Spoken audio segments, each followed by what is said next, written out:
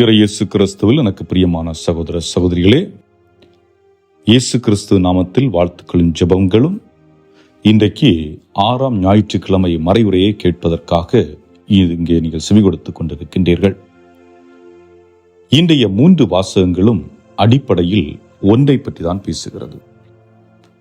நாம் நல்ல உள்ளம் கொண்டவர்களாக வாழ வேண்டும், பிறரை காயப்படுத்தக்கூடாது, இந்த உலகில் இருக்கின்ற அழகை ரசிக்க வேண்டும். ஆண்டவர் சொன்னது போன்று இந்த உலகம் அழகாக இருக்கிறது. தான் படைத்த படைப்புகளை பார்த்து இறைவன் பெருமிதம் கொண்டு எல்லாம் அழகாக இருக்கிறது என்று மகிழ்ந்தார் அல்லவா? அந்த மகிழ்ச்சியை நாமும் அடைய வேண்டும் என்று ஆண்டவர் விரும்புகின்றார். ஆக கடவுள் படைத்த இந்த உலகு அழகு நிறைந்ததாக இருந்தது. அந்த இயற்கை சூழலில் மாசுபடாத காற்று தென்றலாக தடவி சென்றது. பூச்சிகள், வண்டுகள், பறவைகள், விலங்குகள் இவைகளின் சப்தங்கள் இசைகளாக காதுகளில் பயணித்த காலகட்டம். கணக்கிலடங்காத வண்ண நிறங்கள் கண்களை கவர்ந்து இழுத்த ஒரு சூழல். புற்களில் பல வண்ண நிறங்கள், பூக்களில் பல வண்ண நிறங்கள், மேகத்தில் பல வண்ண நிறங்கள், பூமியில் பல வண்ண நிறங்கள் என்று வெவ்வேறு வண்ணங்களும் நிறங்களும் மகிழ்ச்சியை கொண்டு வந்த ஒரு சூழல். இதை பார்த்த கடவுள் மெய்மறந்து அவரே சொல்லுகின்றார், தான் படைத்த அனைத்தும் அழகாக இருக்கிறது என்று. இப்படி அனைத்தையும் பார்த்து மகிழ்ந்தவர் மனிதனை படைத்தது மட்டுமல்ல, மனிதனுக்கு முழு சுதந்திரத்தை கொடுக்கின்றார். முழு சுதந்திரம் என்றால் என்ன? நாம் பல நேரங்களிலே சுதந்திரம் என்று சொல்லுகின்ற பொழுது ஒரு நாட்டிலிருந்து இன்னொரு நாட்டிற்கான சுதந்திரம், அல்லது வீட்டிலிருந்து பிரச்சனைகளிலிருந்து சுதந்திரம், தொழில் செய்கின்ற இடங்களிலிருந்து சுதந்திரம் என்பது போன்று ஒரு குறிப்பிட்ட இலக்கை மையமாக வைத்து சுதந்திரம் என்று சொல்வதுண்டு. ஆனால் இங்கே ஆண்டவர் சொல்லுகின்ற சுதந்திரம் தனி மனித சுதந்திரம். நம் அனைவருக்கும் கடவுள் முழு சுதந்திரத்தை கொடுத்திருக்கிறார். பல நேரங்களில் நம்ம சொல்வது உண்டு, எனக்கு என்ன கஷ்ட காலமோ தெரியல, கடவுள் எல்லா துன்பத்தையும் எனக்கு தான் கொடுத்துட்டு இருக்கிறாரு. உண்மை என்னவென்றால் கடவுள் துன்பத்தை கொடுப்பது இல்லை. கடவுள் யாருக்கும் துன்பத்தை கொடுப்பதில்லை. இன்றைய முதல் வாசகம் சீராக் நூல் என்ன கூறுகிறது என்றால் 15ஆம் அதிகாரத்தை வாசித்தீர்கள் என்றால் புரியும். உங்கள் முன்பாக நல்லதும் தீயதும், அதாவது குட் அண்ட் ஈவில் வைக்கப்பட்டிருக்கிறது. ஆனால் இதை தேர்வு செய்ய வேண்டியது உங்களது கடமை. கடவுள் நீங்கள் இதைத்தான் தேர்வு செய்ய வேண்டும் என்று உங்களை நிர்பந்திப்பதில்லை. கடவுள் நீங்கள் தப்பு செய்ய வேண்டும் என்று விரும்புவதில்லை. அதே நேரத்திலே நீங்கள் செய்கின்ற பொழுது உங்களுடைய கரங்களை அவர் பிடித்து இழுப்பதும் இல்லை. காரணம், உங்களுக்கு முழு சுதந்திரம் இருக்கிறது. தேர்வு செய்ய வேண்டியது உங்களது கடமை. எனக்கு ஒரு நோய் இருக்கிறது, நான் நோயினால் பாதிக்கப்பட்டிருக்கின்றேன் என்பதற்காக மருத்துவர்கள் என்னிடம் வெள்ளச்சர்க்கரை சாப்பிடக்கூடாது என்று சொல்வார்கள், இனிப்பு சாப்பிடக்கூடாது என்று சொல்வார்கள். என் முன்பாக இப்பொழுது இனிப்பும் இருக்கிறது, காரமும் இருக்கிறது. இனிப்பு எடுத்தால் உடலை பாதிக்கும், ஆனால் நாவில் ருசி கொண்டு வரும். காரம் எனக்கு சரியாக நன்றாக பிடிக்காது. இப்படிப்பட்ட சூழலிலே நான் எதை தேர்வு செய்ய போகிறேன்? என் உடலுக்கு தேவையானது எது என்பது நாம் தான் தேர்வு செய்ய வேண்டும். அந்த தேர்வின் அடிப்படையில் தான் என்னுடைய வாழ்க்கையில் இன்பமா துன்பமா என்ற ஒரு நிலை ஏற்படுகிறது.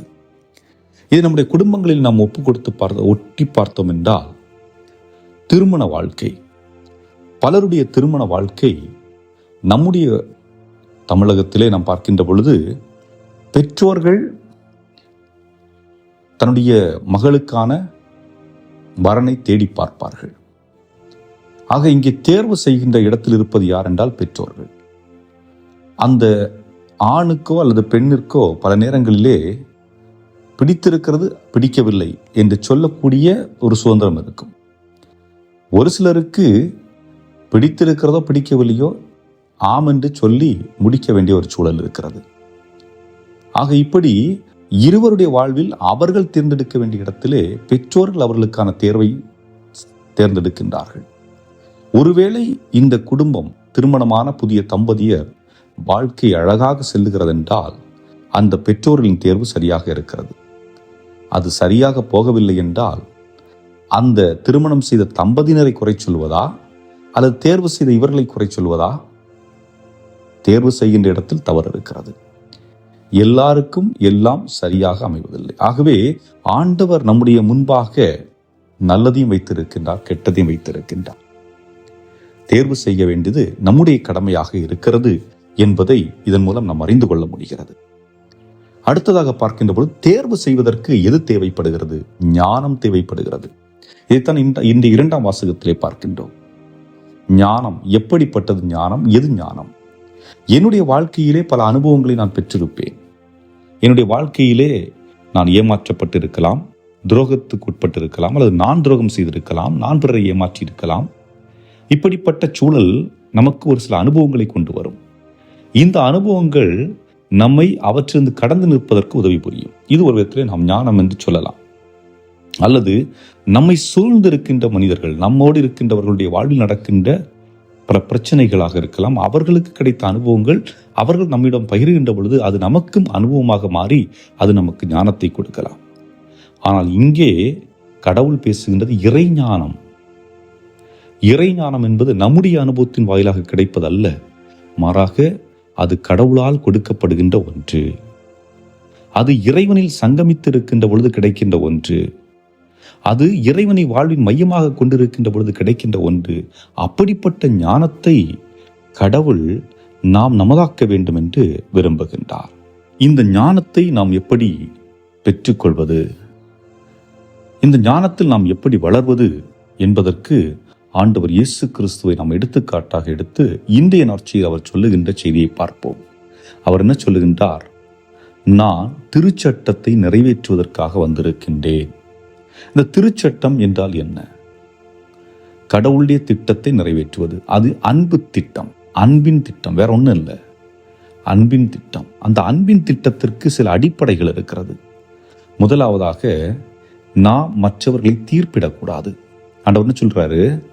நீ ஆலயத்தில், அதாவது பீடத்திற்கு முன்பாக காணிக்கை செலுத்துவதற்கு வருவதற்கு முன்பாக உனக்கும் உன்னுடைய சகோதரனுக்கோ சகோதரிக்கோ பிரச்சனை இருக்கிறதென்றால் அந்த பிரச்சனையை பேசி தீர்த்து விட்டு உன்னுடைய மனதை அமைதிப்படுத்தி விட்டு நீ வந்து கடவுளுக்கு காணிக்கை செலுத்து.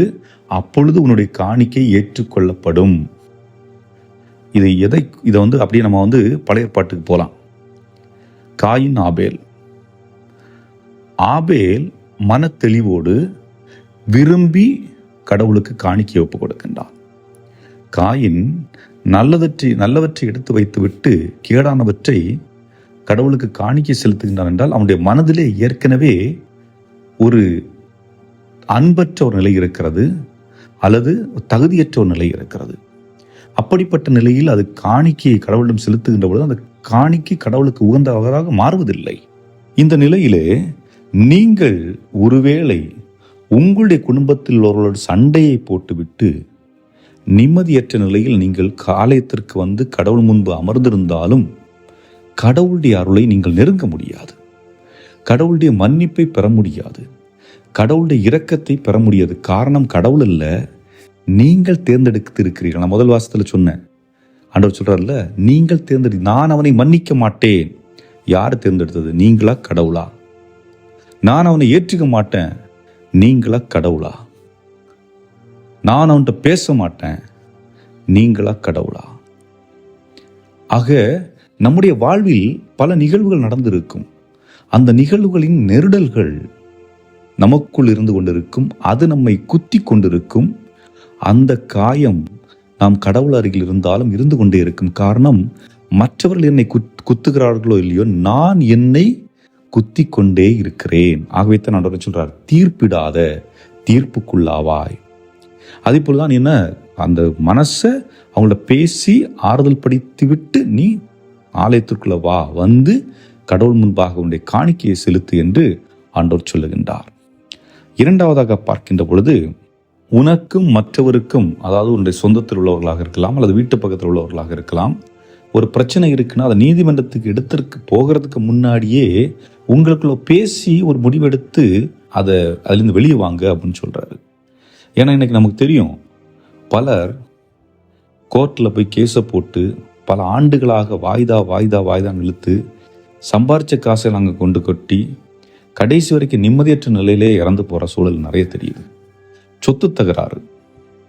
இன்னைக்கு பல ஊர்களில் வீடுகளில் இருக்கிற ஒரு பிரச்சனைனா சொத்து தகராறு. ஒருத்தருடைய நிலத்தை இன்னொருத்தர் எடுக்க முற்படுறது, அதுக்கப்புறம் வந்துட்டு அது அவங்களுக்கு தெரியாமல் எழுதி வாங்குறது, இல்லை சண்டை போட்டு எழுதி வாங்குறது, அது அப்புறம் கேஸுக்கு போகிறது.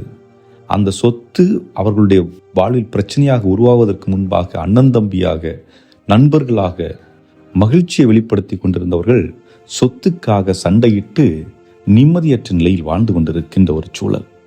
இது பல குடும்பங்களில் நடக்கிறது மட்டுமல்லாமல் பலருடைய உயிரையும் எடுத்துக்கொண்டிருக்கிறது. எத்தனை பேர் இந்த சொத்துக்காக வெட்டி செத்திருக்கிறார்கள் என்று எண்ணி பாருங்கள். உங்களுடைய வாழ்க்கையிலும் நீங்கள் அந்த அனுபவத்தை கடந்து வந்திருப்பீர்கள்.